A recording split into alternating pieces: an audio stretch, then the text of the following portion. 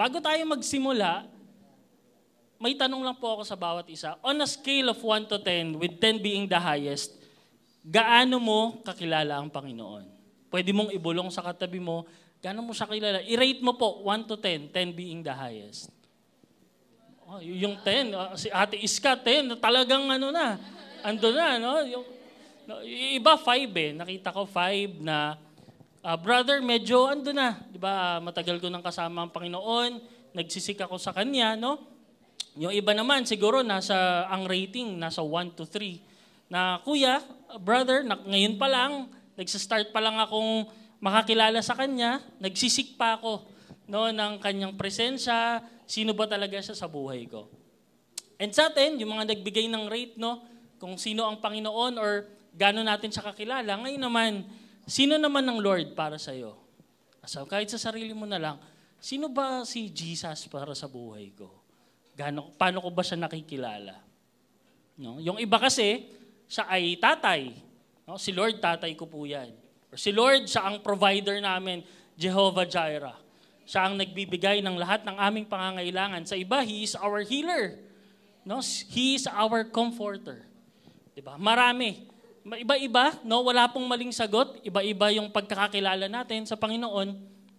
And this morning, ang importante, we wanted, no? Na talagang mas makilala pa ang Panginoon ng lubusan. Yung kilala, pag sinabi pong kilala, knowing God, hindi lang siya kilala mo siya dahil kung ano yung pangalan niya, or kung ano yung ginawa niya before, ano yung mga milagrong ginawa ng Panginoon. Kailangan po, pag sinabing, you know God, meron kang personal relationship sa Panginoon. Nakakausap mo siya talaga. Paano po ba yun? Only through prayer and devotion and reading the Bible. Doon talaga kayo magkakaroon ng relasyon sa Lord. Alam naman po nating lahat yan. Relationship sa family, sa friends, husbands and wives. Mas lumalalim ang ating samahan pag nag-uusap tayo. We're being open. And kapag po tayo ay open sa Lord, masaya siya doon. Kasi alam niya naman yung laman ng puso natin. Pero the moment you open your heart to God at sinabi mo sa Kanya lahat, mas nakikilala natin ang Panginoon. So ngayon, kailangan makita natin ang Panginoon sa buhay natin kung sa tamang paraan, no? At kung sino ba talaga ang Panginoon. Today, let's try to understand our holy God. No, let's open our Bible po in Isaiah chapter 6 verses 1 to 8. Sige po, hayaan niyo na po akong magbasa, no? Isaiah chapter 6 verses 1 to 8. It was in the year King Uzziah died that I saw the Lord. He was sitting on a lofty throne, and the train of his robe filled the temple. Attending him were mighty seraphim, each have 6 wings. With 2 wings they covered their faces, with 2 they covered their feet, and with 2 they flew. In verse 3, they were calling out to each other, Holy, holy, holy is the Lord of heaven's armies. The whole earth is filled with His glory. Their voices shook the temple to its foundations, and the entire building was filled with smoke. Then I said, it's all over. I am doomed, for I am a sinful man. I have a filthy lips, and I live among people with filthy lips.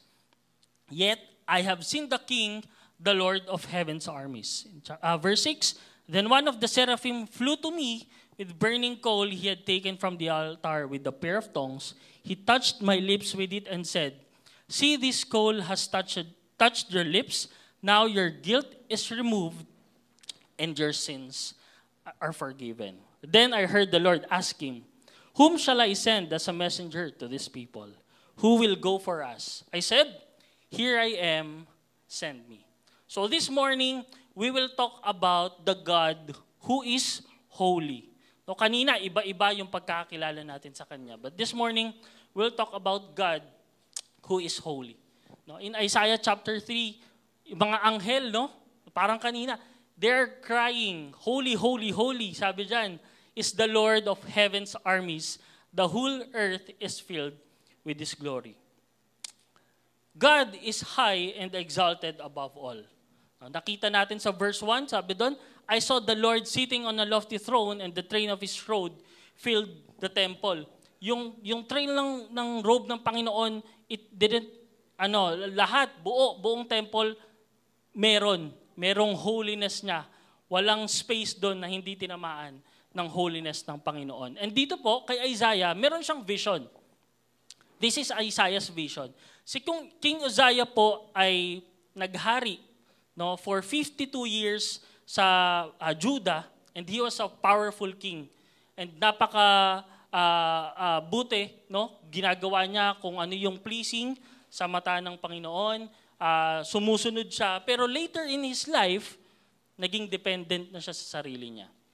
And nung mga panahon na yon, doon na pumasok yung pride, disobedience, self-reliance, kasi may ginawa na siya, nag-burn siya ng incense sa loob ng templo na mga pari lamang ang pupwede. And because of that, the Lord struck King Uzziah ng isang sakit, leprosy o ketong, na nag-cause sa kanya na i-isolate. At doon sa isolation na yon, hindi lang yung kaharian, kayamanan, power yung nawala sa kanya, eventually he died. Because of that pride na meron siya. Naakala niya, okay na ako. Hari ako for 52 years, kaya ko na. Diba? Hari ako ang nasusunod sa lahat, ako ang commander-in-chief, pero hindi po. In Isaiah's vision, nakita natin dito na si Lord talaga ang mataas sa lahat. The people lost a strong king. Hindi nila alam yung gagawin nila. Kasi masyado silang naging dependent kay King Uzziah. Kung ano yung iuutos, kung ano ipapagawa, susunod sila. Pero the moment na namatay si King Uzziah because of his pride and disobedience, nakita natin dito na Lord is still God. He's still sitting at His throne, unshaken. Andun pa rin siya. Nakita ni Isaiah na kahit bumagsak itong hari na to, yung hari ng mga hari o Diyos ng mga Diyos na natili sa kanyang pwesto. Walang nagbago. And it was during that dark and that uncertain time na nakita ni Isaiah na si Lord talaga kahit na ilang hari ang maghari sa kaharian nila, iba't ibang panahon, darating ang point mawawala sila, mapapalitan, mamamatay, pero ang Diyos, He still reigns. Because God is in control. God is sovereign. God is supreme. Diba? God is majestic. Siya po ang nakakaalam, and His ways are higher than our ways. His thoughts are higher than our thoughts. Kahit na sino pong tao na kilala natin, iba, incomparable, yung level ng Panginoon. And when we surrender our life to God, we submit to His authority, nakikita natin ang Panginoon na siya yung talagang hari ng ating buhay, hindi tayo magkakamali. We will never go wrong. Kung ano man, hindi man natin alam kung saan tayo dinadala ng Lord, hindi natin ine-expect kung anong mangyayari sa atin in the future, pero kapag sinurrender natin ang buhay natin sa Panginoon, makikita natin, Lord, thank you. Kaya pala nangyari yun. I believe marami sa atin ngayon na dati hindi natin alam kung malalagpasan pa natin yung mga na-experience natin before. But right now, ang nasasabi na lang natin, thank you, Lord. Buti na lang, Lord, nandyan ka. Buti, nag-decide akong isurrender yung buhay ko sa'yo. Kaya nandito ako ngayon, nagsisik palalo. And when you let God be the one who is control of your life, He is not just giving you instructions. He is the one leading you. Kaya, iituring natin na ang buhay natin parang sasakyan. Before, tayo yung nasusunod. Si Lord, passenger lang. Tayo yung nagdadrive. Pag sinabi ng Lord na kumaliwa ka, nasa iyo ang control eh. Kung gusto mong dumiretso o kumanan, hindi ka niya imamanipulate. Ikaw, dediretso ka, kakanan ka, and eventually makikita mo, mali pala tong dinaanan ko. Mali pala yung tahak na sinunod ko kasi nagtiwala ako sa own understanding ko. This time, balik na rin natin yung buhay natin. Hayaan natin si Lord dapat ang driver ng buhay natin. Yung hindi niya na kailangan mag-instruct lang sa'yo. Siya na mismo yung magdadrive sa buhay mo. Pag gusto ng Lord na kumaliwa ka, kakaliwa ka, susunod ka lang. Pag gusto ng Lord na dumiretso ka, kahit hindi mo alam kung ano yung patutunguhan mo, sumunod ka lang. Kasi hindi tayo ipapahamak ng Panginoon. Kahit saan niya po tayo dalahin, kahit matagal masyado yung biyahe, pakiramdam natin, perfect yon. And God's plan is best for us. So God is sovereign in our life, and we should not rely on our own understanding and put our trust in ourselves. For our wisdom is limited. Hindi po sasapat ang kaalaman natin na akala natin, alam na natin ng lahat, kaya natin ng lahat. Kapag ka po wala ang Diyos, like King Uzziah, no? Kapag ka, kahit nasa iyo ng lahat, power, fame, feeling mo, prosperous ka in terms of financial, wala pong saysay yun kapag ka wala ang Diyos sa buhay natin. Even king success is worthless, no? Kapag ka yung soul mo napalayo na sa Panginoon. Iba na yung goal mo, iba na yung visualize mo. Si Lord, ano na lang, andyan naman si Lord, sideline. No? Wala pong mangyayari sa buhay natin. Apart from God, we are nothing. No? Sa Kanya po nanggagaling ang lahat. Kung ano, yung meron tayo, lahat po yan, provision ng Lord. No? Nagugulat na nga lang tayo, Lord, sinagip mo ako. Diba? Lord, binigyan mo ako ng pagkakataon pa. And tuloy-tuloy lang po tayong mag-surrender sa Panginoon kasi, sabi nga, He is high and exalted above all. No? Wag na natin gawing theme song yung My Way. Diba? Yung ako nang bahala, mas naalam ko yung buhay ko, hindi po. Dapat alam natin na si Lord yung way, He is the way, He is the truth, He is the life. Kapag ka tayo ay sumuko sa hari ng mga hari, Diyos ng mga Diyos, hindi po tayo mapapahamak. Kahit nga si Paul habang sinusulat niya yung Philippians chapter 3, nasa kulungan siya, pero masaya siya nun. No, sabi niya, Lord, akala ko okay na yung fame, yung okay naman yung buhay ko, meron naman ako. Diba? Kala niya lahat ng entitlement, yun na yun. Hindi, sabi niya, nung nakilala ko ang Lord, basura na lahat ng yun. Lahat ng kung anong meron ako, nung nakilala ko ang Lord, nung nagkaroon ako ng relasyon sa Kanya, basura lahat. No? Kaya kung ano pong meron sa atin ngayon, feeling mo ang dami mong sasakyan, bahay, mataas na pinag-aralan, magandang posisyon sa trabaho. Lahat po yun, blessing na lang ng blesser. Huwag po natin gamitin yung panlaban sa Kanya. Use that blessing to glorify God. Ibalik lang natin sa Kanya. Kasi sa Kanya naman lahat Mawawala tayo sa mundong to nang wala tayong madadala doon, kundi mga kapwa kaluluwa lang din natin na binigay o pinagkatiwala ng Lord sa atin. Sabi nga in Mark 8, verse 36, and what do you benefit if you gain the whole world but lose your own soul? So ano pong mapapala natin? Kung meron man tayo lahat ng yung dreams natin, 'di ba? Posisyon sa buhay, maraming negosyo, pero kung wala po ang Diyos, mawawalang saysay ang lahat. Ngayon pa lamang po gumising tayo na itong mga ito ay pahiram lang. Itong mga ito ay bigay lang dahil gracious ang Lord sa atin. Surrender our lives to God now. Yung Diyos ni Isaiah, nung nakita niya sa kanyang vision, ngayon po ay sundin natin yung ginawa ni Isaiah. Gawin natin siyang presidente ng buhay natin. Gawin natin siyang hari na kung ano yung gusto niyang ipagawa sa atin. Minsan, nakikipag-bargain ka pa o kaya minsan, ayaw mo Minsan, Lord, hindi ko yata kaya yan. Or Lord, hindi yata ako para dyan. Pero pag sinabi ng Lord na dyan ka, pagyayamanin ka niya dyan. In all aspects, hindi lang in terms of financial. In all aspects of our lives. That's number 1, no? He is high and exalted above all. And dahil siya ang pinakamataas sa lahat, siya po yung kaisa-isa o only righteous one. No? Sabi sa verse 3, they were calling out to each other, Holy, holy is the Lord of heaven's armies. The whole earth is filled with His glory. In Deuteronomy chapter 3, verse 24, He is the rock, His deeds are perfect, everything He does is just and fair. Ngayon po, tanungin natin yung sarili natin, do you still sin? Do we still sin? Nagkakasala pa po ba tayo? Kahit na sinabi na natin, ang dami na, ang tagal ko nang kilala ang Lord, ang scale ng pagkakakilala ko sa Kanya ay 9 to 10, talagang kilala mo ang Lord. Pero tanungin mo yung sarili mo, nagkakasala pa ba ako? Kanina lang ba, bago ka pumiyahe dito, nagda-drive ka, may nag-cut sa'yo, anong nasabi mo? Diba? Habang naliligo ka, yung kapamilya mo, hinihintay ka na, sinisigawan ka, bilisan mo na dyan, malalate na tayo mag-church. Ano yung pakiramdam mo nun? Nagalit ka ba? Nainis ka ba? Na-disappoint ka ba? Wag na, hindi na lang ako sasama. Wow. Diba? Iba-iba eh. We still sin. Ang kailangan po aminin natin eh. Dapat ma-recognize natin na nagkakasala tayo. Kasi the more we sin, dapat lalo tayong lumalapit sa Lord. The more na nagkakasala ka, dapat mas gusto mo siyang makausap na, Lord, may nasabi na naman akong hindi maganda.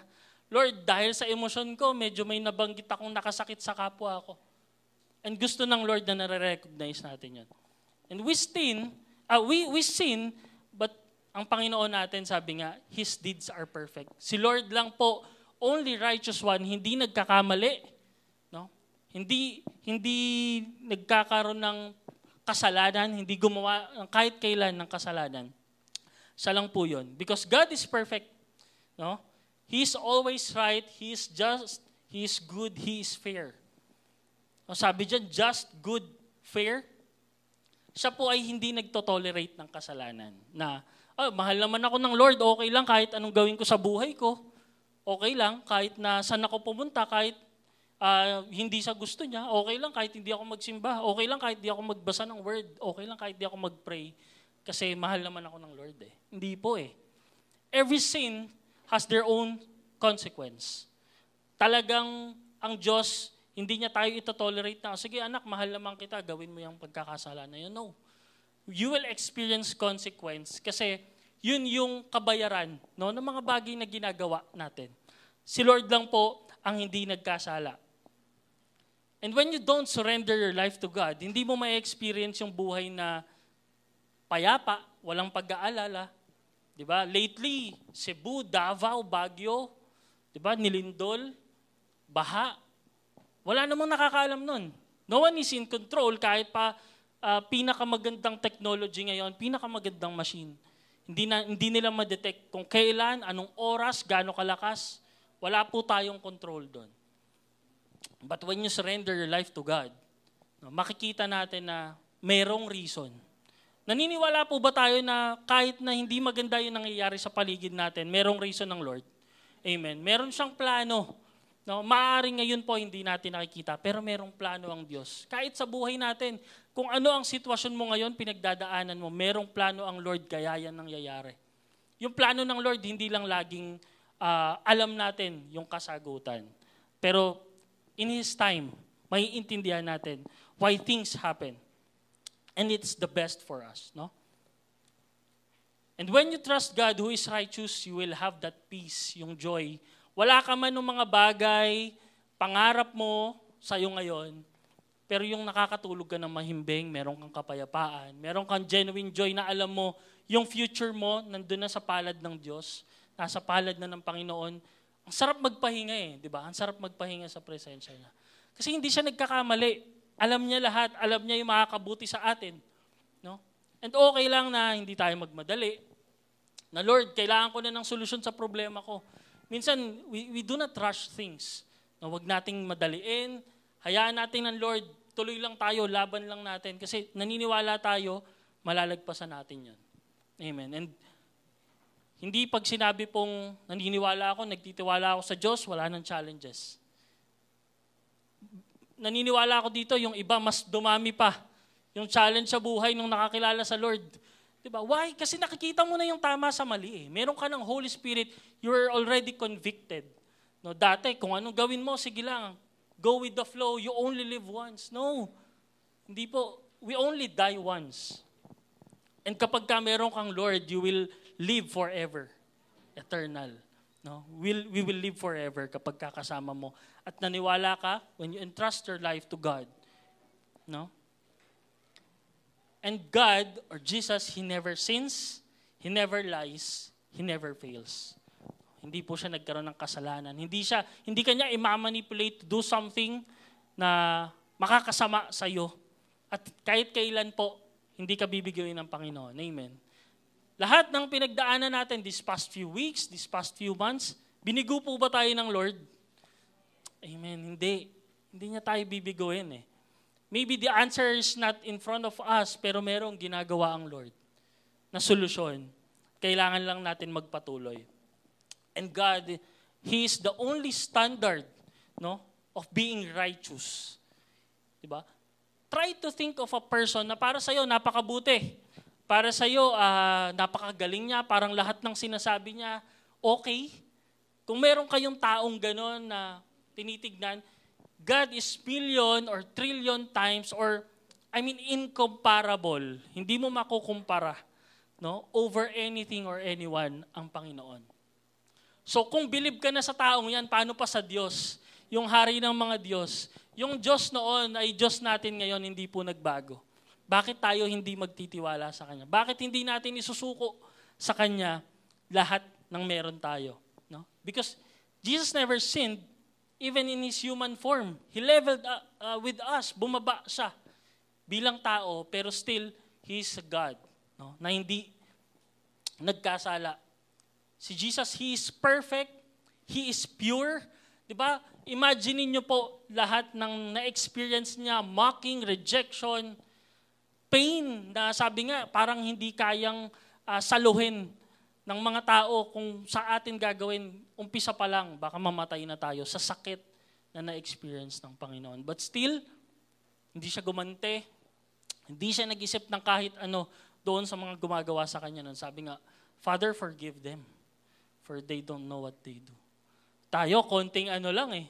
Diba? Makurot ka lang ng misis mo, mapagsabihan ka lang ng asawa mo, nag-iiba yung ano mo eh, yung emosyon mo, umaakyat agad yung dugo sa ulo mo eh. Diba? Because ganun tayo ka vulnerable, no, na magkasala. At talagang hindi natin kayang maging perfect. I-recognize natin na talagang kahit na gaano ka pa katagal nakakilala sa Panginoon, only Him, no? Siya lamang po ang perpekto at siya lamang ang hindi nagkakasala. So lapit tayo sa Kanya. Lapit tayo dun sa Diyos na kahit kailan hindi nagkakasala. Kasi yung holiness na meron ng Panginoon magfo-flow sa atin. I-evaluate nyo kung sino kayo noon nung wala pa kayong Lord.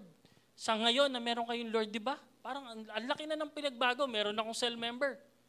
Sabi niya, dati manginginom ako. Ngayon, konti na lang. Di ba? Hindi pa nawawala. Hindi pa nawawala. Nagkakasala pa rin, andun pa rin. Pero a progress is still a progress. Pagka lumapit ka kay Lord, hindi naman yan instant. Wala lahat eh. May magagawa ka pa rin hanggang ngayon. For 20, 15 years ka nang nagsaserve sa Lord. Pero may mga slip of the tongue pa rin. Na may mga nasasabi ka pa rin na hindi maganda. May mga bagay na akala mo hindi nakakatsakit sa iba pero nasasabi mo. You just need to recognize it. No? Na Lord, meron pang kailangang ayusin sa akin. Kayo po ang perpekto, kayo hindi nagkasala, sa inyo po kami lalapit. And in 1 Samuel chapter 2 verse 2, sabi, no one is holy like our Lord. Like the Lord. No? Hindi natin kailangang i-aim na talagang maging perpekto ka kasi si Lord lang yon. Hayaan natin yung holiness ng Panginoon ay manatiling sa Kanya. Tayo, receiver lang tayo. No? Receiver tayo ng Kanyang holiness, Kanyang righteousness, no? And God's holiness is His character. And righteousness, it is the God's holiness in action. So yung kabanalan, character na yun ng Lord. Yung righteousness, yan yung sa inyo, no, yung ginagawa ng Panginoon na na-experience natin. So una, siya ang pinakamataas sa lahat, hari ng mga hari, na hindi nagkasala kailanman. No? And also, in chapter 6 ni Isaiah, verse 5 to 7, sabi dyan, then I said, it's all over. I am doomed, for I am a sinful man. I have filthy lips, and I live among people with filthy lips. Yet, I have seen the King, the Lord of heaven's armies. Then one of the seraphim flew to me with a burning coal he had taken from the altar with a pair of tongs. He touched my lips with it and said, see, this coal has touched your lips. Now your guilt is removed and your sins are forgiven. God is the light of all creation. Siya po yung liwanag. Yung kabanalan niya ay liwanag sa lahat ng kanyang nilalang.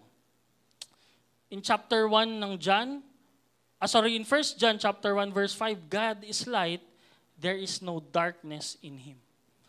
Purong liwanag, purong kabutihan, purong kabanalan.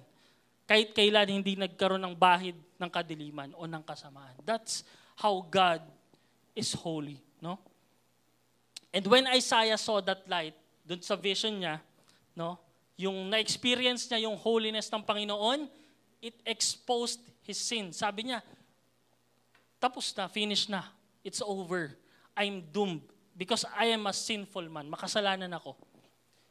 The closer we get to God's light, the more clearly you see your need of God's grace. The more mong na-experience ang Diyos, the more mong na-realize na, wala pala talaga akong may pagmamalaki. Kailangan ko talaga yung grace ng Lord sa buhay ko. And here's the good news, no? Because nabasa natin dito, the God who reveals sin is the same God who removes it. Amen. Yung Diyos, hindi niya i-expose yung kasalanan mo para mapahiya ka, para ma-reject ka, para pagtawanan ka ng tao. No. The God exposes your sin, yung sin natin, para makita natin, ito pa yung mali sa akin. At ang ginawa ng Diyos, inalis niya yon. He removes it. Nakita natin yung burning coal na lumampi sa labi ni Isaiah. No, sabi niya, your guilt is removed and your sins are forgiven. Akala natin, Lord, makasalanan ako, ito na ako talaga. Diba? Nasa system ko nang magkamali, hindi po. Diba? We are already justified. Diba? By the blood of Jesus, we're already justified. And God's holiness doesn't push us away. It purifies us. Nililinis tayo nun. No, huwag tayong matakot, huwag tayong magtago sa liwanag ng Diyos kasi yun po ang maglilinis sa atin. Yun po yung magtatama sa atin. Kaya tayo, bilang daluyan tayo ng holiness ng Lord, di ba? As church, as community, let us be a safe space. No? Para sa mga tao na nagsastruggle din sa kasalanan. Yung mga tao na nagtatago kasi feeling nila undeserving sila, marumi sila, wala ng pag-asa. No, let us be that light. No? Na nagraradiate, yung light ng Panginoon na nagraradiate sa atin, may pasa natin sa mga kapwa natin na struggling pa sa ngayon. Andun din tayo sa posisyon nila before. No, nandun din tayo sa hindi nila alam kung kanino lalapit. Yung glory ng Diyos, yung holiness niya, dumaloy sa atin para maipasa sa kanila. No? And yes, we do not tolerate sin, but we speak the truth in love. Yung may pagmamahal, yung magtatama ka, hindi para mapahiya siya, hindi para mapagchismisan ng isang tao, kundi dahil mahal mo siya. You are concerned for these people. And showing that God's holiness is never without mercy. Alam niyo po, itong sinasabi ko na God's holiness doesn't push us away. Na-experience ko to personally. August 2018, dinala ako ng ngayon, wife ko na dito sa ating church, no? And nung mga panahon na yon, after service, siguro mga ilang weeks, tuloy-tuloy. After service, dahil may meeting pa sila, ginagawa ko po nun, tricycle ako, punta ako sa Walter Mart dun sa 13. So meron dun sa kanto, hindi ko lang alam kung nandun pa siya. Pupuesto ako dun. Mag-yosi ako. Yosi ako, 2 stick. Kulang sa akin ng isa. 2 sticks straight. Tago lang ako dun sa poste. May poste dun sa Walter Mart. Alam na nga nung tindera, ano ibibigay niya sa aking yosi. Nakikita niya pa lang ako. Marlboro Black or Marlboro Menthol, yung green. Yosi ako doon. And one Sunday, kala ko okay ako. Walang nakakaalam ng kasalanan ko. Ang layo sa church eh. Si Axel, isa po sa kapatid natin sa pananampalataya. No? Nakita niya ako, hindi niya ako tinawag. Nakita niya lang ako na nag-yosi. Sinabi niya kay Eva. Tatakot daw siyang dumiretso kay pastor, kasi baka magalit daw ako sa kanya na sinumbong niya ako. Then, nung kinukwento na sa akin na sinabi nila kay pastor at saka kay pastora, nung sinabi sa akin ni Eva yon, parang yung kahihiyan mo, parang gusto mo na lang wala eh. Para kang bula na putokin nyo na lang. Diba? Ayoko na bumalik sa church. Kasi wala ka na mukhang iharap. Imagine, nag-church ka. Diba? Every Sunday, ikaw pa pinakamaaga. Bumabiyahe pa ako from Pasay, akala ko ang buti-buti ko. Kasi aga mo eh. Pero eventually, nagkakasala ka. Diba? Hindi ko naman naisip eh. Sabi ko, wala naman makakakita dito, layo na. Pero meron talagang gagamitin ng Lord to expose our sin. Alam niyo po, pagpunta ko nung next week, nung kinasandayan na yon, lapit ako kay pastor. Nakangiti ako, alam ko na eh. Sabi ko, wala, papagalitan ako. Kaya wala, mapapahiya ako sa ginawa ko. Nakbayan niya lang ako. Upo tayo, sabi niya. So nung umupo kami, sinabi niya yung buhay niya nung wala pa siya sa Lord. Nagsisigarilyo din siya. Diba? Na-experience na rin, mag-try. No? Even yung sabi niya nga, yung ballpen, yun yung ginagamit niya para lang matigilan yung paninigarilyo. Kasi nakita rin siya ni Bishop. Bishop Bien, na si Brother Bien nga, sabi niya noon, nung bumaba daw si Bishop, tinapon niya yung sigarilyo niya, akala niya, hindi siya nakita, pero nakita. Pero walang, ikaw, ganito yung ginawa mo, ikaw, makasalanan ka, ikaw, mali ang ginagawa mo. Walang ganon. Imbis na itulak palayo, yakapin natin pabalik. And that's what I experienced dito. Kaya ako sinasabing, let us help others. No? Yung mga nagsastruggle, mas yakapin pa natin, wag natin itulak, wag natin ilayo. Kasi yung holiness ng Lord, hindi naman niya nagko-condemn. Hindi niya nagko-condemn, nagtatama siya ng buhay. Nagtatransform ng buhay. At alam niyo po, when you truly experience God, you never walk away unchanged. Kapag kayo po ay dinaluyan ng Espiritu or ng holiness ng Panginoon, hindi pwedeng hindi ka magbabago. For sure, magbabago ka. Maaaring mabilis, maaaring dahan-dahan, pero may progress. You always step forward. And that was 2018 nung nangyari po sa akin yun. 2025 noong August, lumipad yung team namin, no, kasama yung mga ibang engineers, dalawa kami sa Gensan para mag-install ng machine sa isa sa pinakamalaking oil industry sa General Santos. Monday kami nandun, trabaho kami. Tuesday, trabaho kami. Pagdating ng Wednesday, yung kasama ko, yung isang service engineer, sabi niya nilalagnat daw siya pagdating namin sa tinutuluyan namin. So ako, dahil concern ako sa kanya, sabi ko meron pa tayong another 2 days pa to work. Hindi pwedeng may sakit ka kasi mahihirapan kang magtrabaho. Pinag-drive ko siya sa Gensan po, malayo, hindi katulad dito, sunod-sunod yung 7-Eleven, Alpha Mart, Mercury Drug, kahit saan. Doon siguro, tatakbo ka ng mga 5 to 6 kilometers bago ka pang makarating sa maayos na tindahan. So habang nagde-drive kami, nagwe-waze siya. Akala ko yung wini-waze niya, Mercury Drug or drugstore na kung saan kami pwedeng bumili. Nag-waze siya kasi naghahanap pala siya ng vape. Yung vape, yung nilalagyan ng juice, no? Akala ko, akala ko naghahanap ng gamot. Yun pala, ito po by the way ay bumalik din sa Lord ngayon. No? Pero nung mga panahon na yon, hindi niya maiwan, hindi niya mabitawan yung vape. Nagkataon lang na yung vape na yon naiwanan niya sa bahay nila bago siya pumunta ng airport. So parang nandun siya sa withdrawal period. Nung sinasabi nga kapag meron kang addiction, nagwi-withdrawal ka eh. No, parang hinahanap-hanap mo yung vape na yon para sa kanya. Tapos ako, nag-pray ako noon, Lord, sabi ko, anong sasabihin ko dito? Pinagdadrive ko pa to, vape shop pala, hinahanap. Diba? Kala ko, gusto ko naman tumulong eh. Pero vape shop pala hinahanap. Masabi ko lang, sige. Sabi ko sa kanya, brother, kung ako sa'yo, wag na. Diba? 2 days clean ka na eh. Malinis ka na eh. Okay na, medyo nakakabawi ka na. Ano lang yan, withdrawal time nung addiction na meron ka. Sabi ko, alam mo, na-experience ko din yan. So, kinuwento ko yung na-experience ko nun kila Pastora, nagbibigay pa sa akin yan ng nicotine patches para lang hindi ka magsigarilyo, magsasend ng link sa akin yan. Nak, ito, bilin mo, subukan mo para matigil mo yung yosi mo. So, bumalik sa akin yun, parang full circle moment na ako naman, yung nasa sitwasyon kung saan, di ba, tutulungan mo ang isang taong makawala doon sa stronghold na meron siya.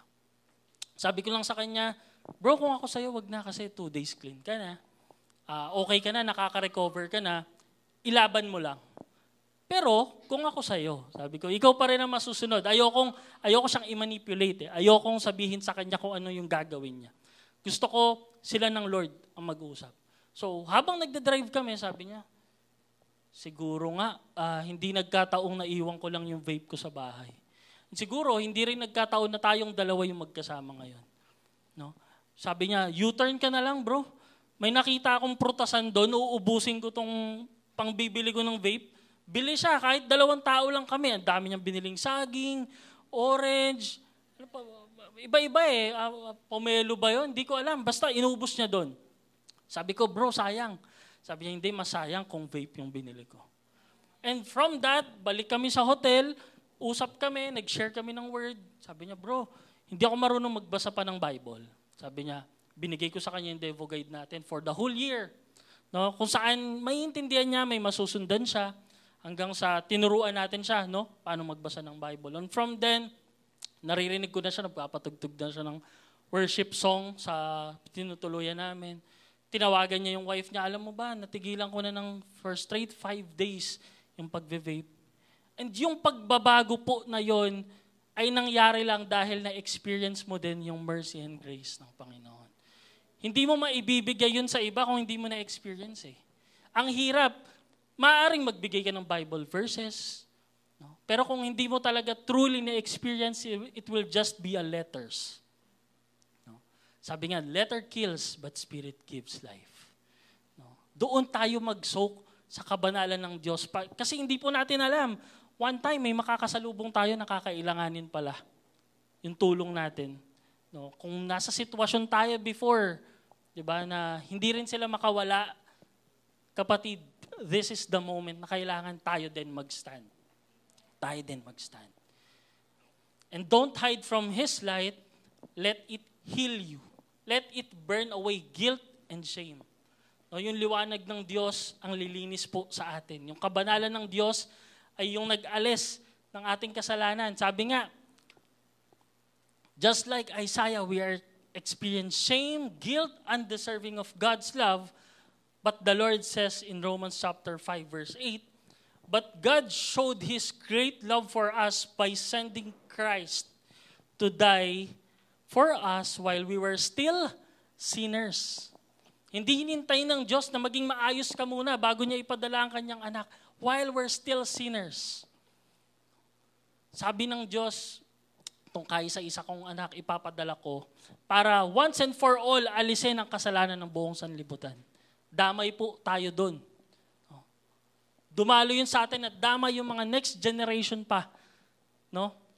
Dahil si Lord nandyan palagi. And sabi, by the blood of Jesus, we are justified. By the blood of Jesus, we have the confidence to come near to the holiness of God. Si Lord yung naging tulay, si Jesus yung naging tulay para makausap natin ang ating Panginoon. He is the bridge. No? Sinarado niya yung gap. No? Sabi ng Lord, even in your darkest, I have loved you. Diba?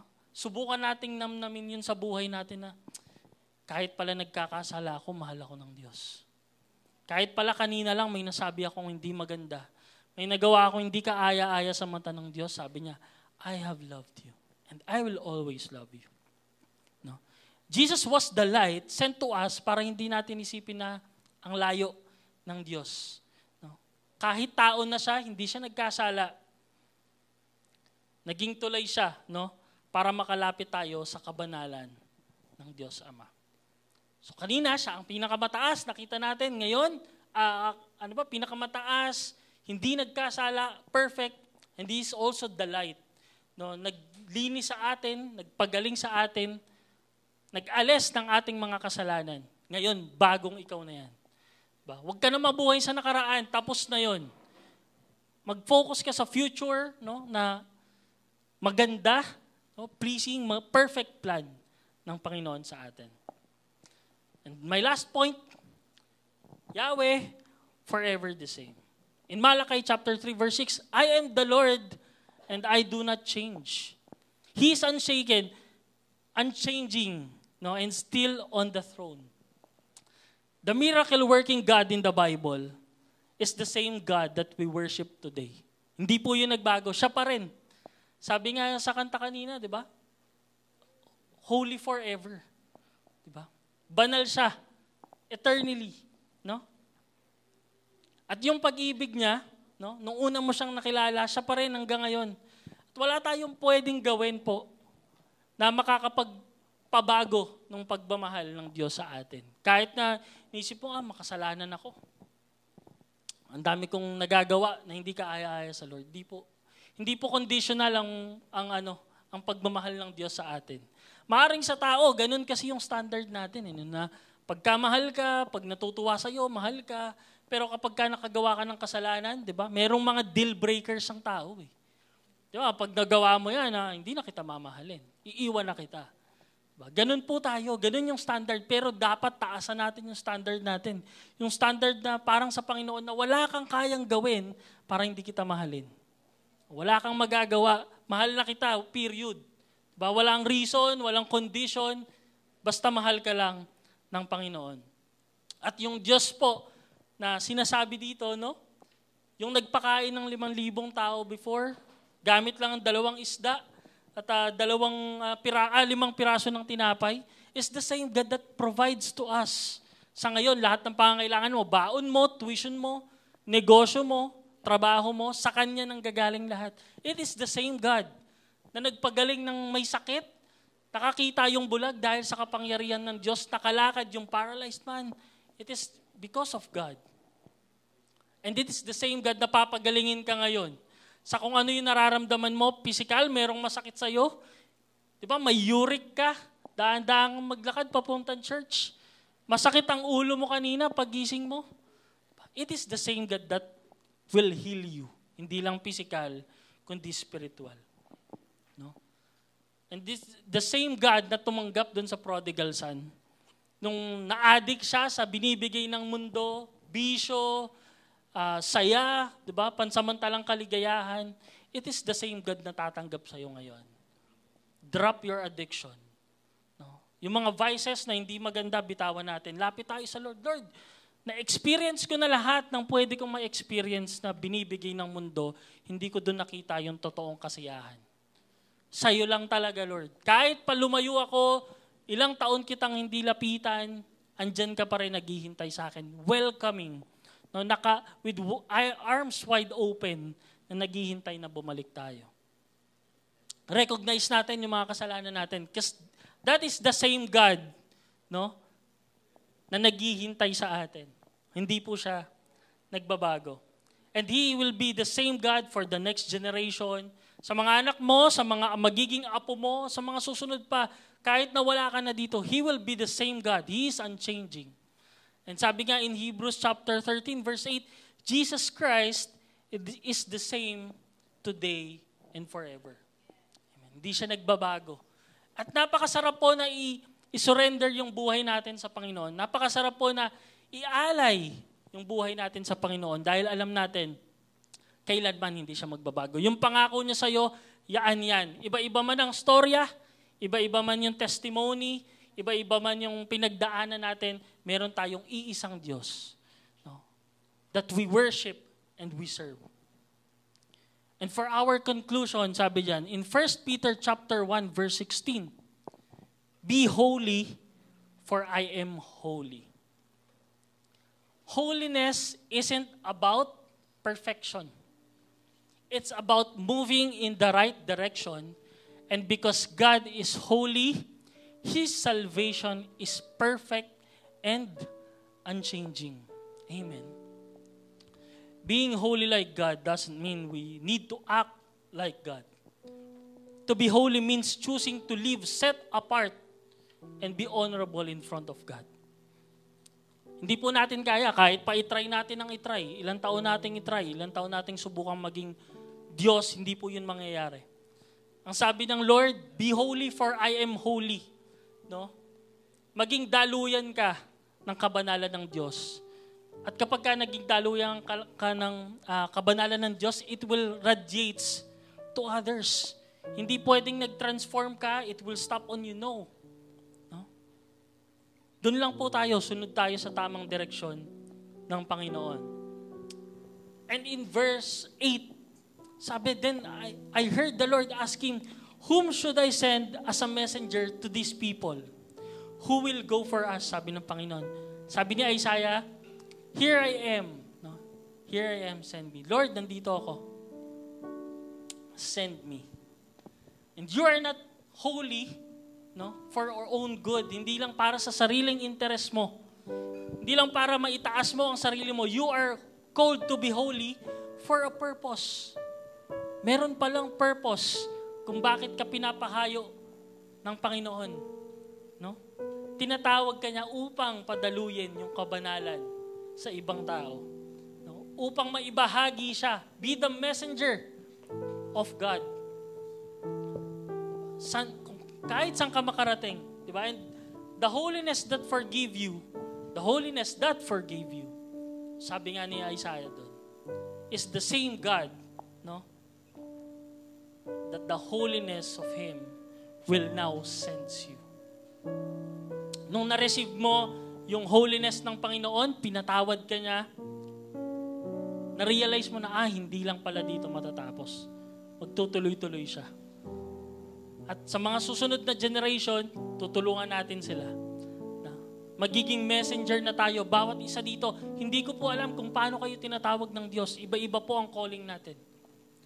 Pero dapat yung calling natin patungo palagi sa mga tao na makakakilala sa Panginoon. Kung ikaw, bago ka pa lang, okay. Di ba mas maganda yon na yung dati mong buhay, iniwanan mo na ngayon, brother, andun pa ako sa season na inaayos pa ako ng Lord. And that's good, magpaayos tayo. Nakita natin yung pattern kay Isaiah. Una, na-convict siya, I am a sinful man. Pangalawa, he was cleansed by God. No? Nilinis siya ng Panginoon. Una, na-convict, nilinis. Lastly, he was called. Tinawag siya ng Panginoon. Sabi diyan, holy, he is high and exalted above all. He is the only righteous one, the light of all creation, and He is Yahweh, forever the same. Yan po ang character ng ating Panginoon. Yung Diyos na sinasamba natin ngayon, yung Diyos na pinagsisilbihan natin ngayon. Yan po siya. May I request everyone to stand up? This moment, alisin po muna natin yung mga distractions, alalahanin sa bahay, bills, paano kaya kami bukas? Paano kaya itong paparating na linggo? Anong mangyayari sa amin, sa buhay namin? Alisin po muna natin yan. Let us be soaked in the presence of God right now. And itong pagkakataon na ito, let us try to sing this song personally, no, sa Panginoon. Para mo siyang kinakausap, inaalayan mo ng iyong buhay dahil siya ay banal. Let us be in the atmosphere of prayer right now. I want to sing until I am lost in your love. Yes, Lord. Till I am found in your presence,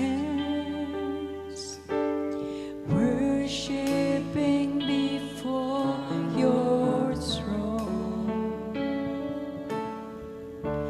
filled by your Spirit, entering into your flow. Oh, how precious this moment. Pagkakataon na ito, Panginoon. Lord, I want you to. Yes, Lord. Gusto ko po namin Panginoon. It's you. Yes, Lord. You are in our hearts right now, Panginoon. In this very moment. My heart. Yes, Lord. You have taken me into your arms, comforted me. You are our like comforter, a Lord. friend, Salamat, Panginoon. like a friend. Your love surrounded me from the start. Yes, Lord. Hindi na po muli kaming lalayo sa iyo, Jesus. From you ever.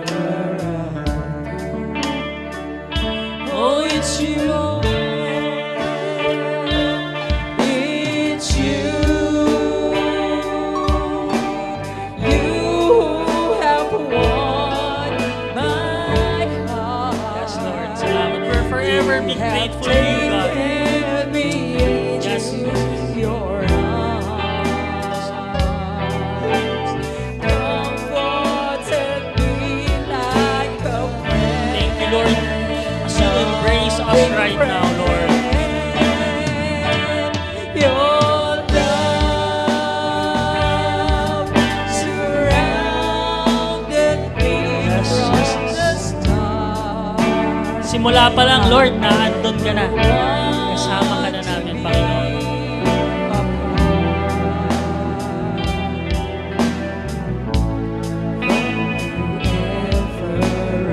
Yes, Lord. This morning, may I request everyone for this past few weeks, this past few months, if you experience God's holiness, and if you have kahit maliit na glimpse ng kabanalan ng Diyos, pwede po ba tayong lumapit sa unahan? Lapit tayo with a grateful heart. Lord, salamat. Naging banal ka, Panginoon, sa buhay ng bawat isa. Thank you, Lord, na through you, magra-radiate to others itong kabanalan na ibinigay mo sa amin. And let us close our eyes and let us just pray. Lord, ikaw ay tunay na banal sa buhay ng bawat isa, bawat pamilya na naririto, Panginoon. You are our Savior. Inalis mo kami, Panginoon, sa karumihan. Inalis mo yung kasalanan na meron kami, Lord God. Ikaw ang hari ng mga hari at Diyos ng mga Diyos sa buhay namin, Panginoon. At mananatili kang banal for the generation to come, Panginoon. Sa mga susunod pa, at ang pangalan mo lamang, Lord, ang aming itataas. Kaya kami ngayon ay nagpapasalamat. Ang dami naming pinagdaanan, Lord, lately. Ang dami naming narinig na rejection. Ang dami naming narinig na masasakit na salita. Na naniniwala kami, Lord, na hindi nanggagaling sa'yo. Naniniwala kami na ang kapangyarihan mo, Lord, walang dulot sa amin kundi kabutihan, pagmamahal, Panginoon. And thank you, Lord God, as we move forward, as we step forward, Lord, hindi natatapos sa amin ang salvation. Ipapakalat namin ito sa aming pamilya mamaya pag-uwi. Sa mga kaibigan namin na kailangan namin katagpuin, yung mga tao, Lord, na inilalagay mo sa puso namin ngayon, na gusto naming mabahagian ng iyong salita. Lord, here we are, send us. Lord, gamitin mo kami bilang messenger mo in any way you want us to be your messenger. Kahit sa paanong paraan, Panginoon, makita sa aming salita at sa aming gawa yung iyong kabanalan. Kami po ay instrumento lang, Lord, walang sa amin. Hindi kami ang main character dito, Lord. Only you, God. Ikaw lang, Panginoon. And this morning, salamat sa pagiging banal mo, Panginoon. You are holy, Lord God.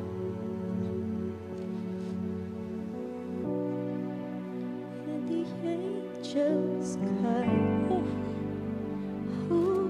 holy, Yes, Lord. all creation, All creation, Christ. holy. Maitaas ka, Lord, sa lugar na ito. Yes, Jesus. Ikaw ay banal mula ngayon hanggang habang buhay. Lord, pakinggan mo ang aming panalangin ngayon, Jesus. Panalangin mo pakinggan mo yung panalangin ng aming puso, Panginoon, dun sa mga tao na gusto pa naming mabahaginan, Panginoon, ng iyong kabanalan. Yes, Lord. Yes, Jesus. Itong simbahan na ito, Panginoon, ikaw lang ang itataas, wala nang iba. Hindi tao, hindi title. Ikaw lang, Panginoon, ang Diyos ng mga Diyos, ang Hari ng mga Hari. Yes, Lord. Pakinggan mo kami, Panginoon, ng aming dasal at tinig ngayon, Panginoon, Lord. Receive our heart being your servant, Panginoon.